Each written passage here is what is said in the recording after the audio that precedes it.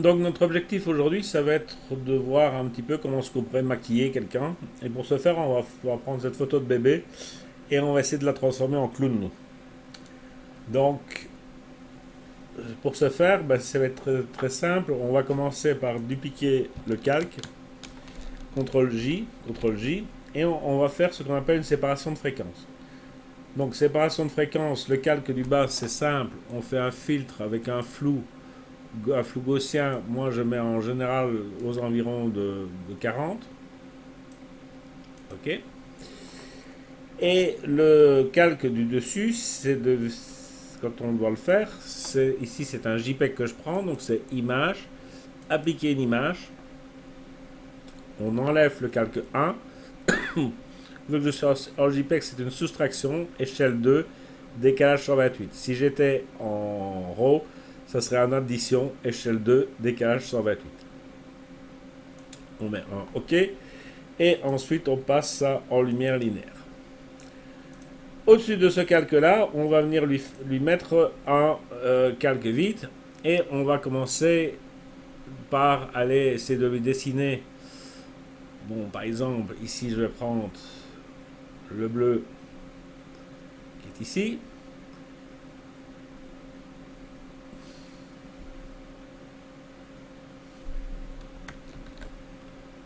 Alors, on va venir lui mettre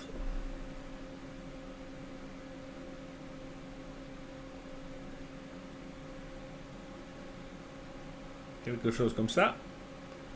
On va venir lui mettre quelque chose comme ça.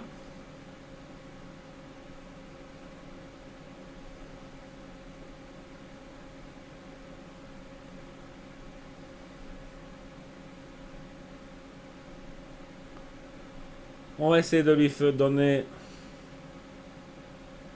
un bout de nez un peu plus rouge.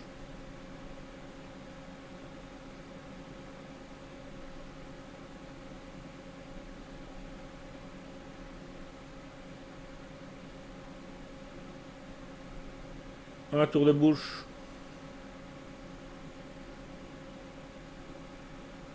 aussi nettement plus rouge.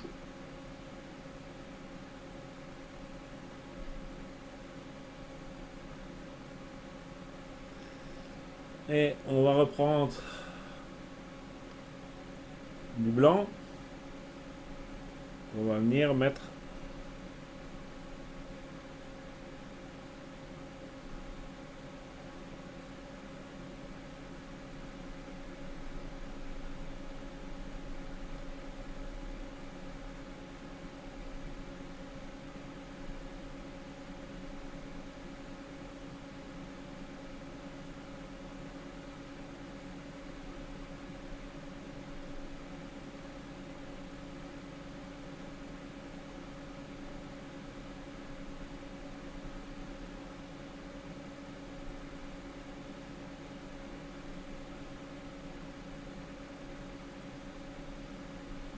voilà, donc je suis en train de continuer à colorier.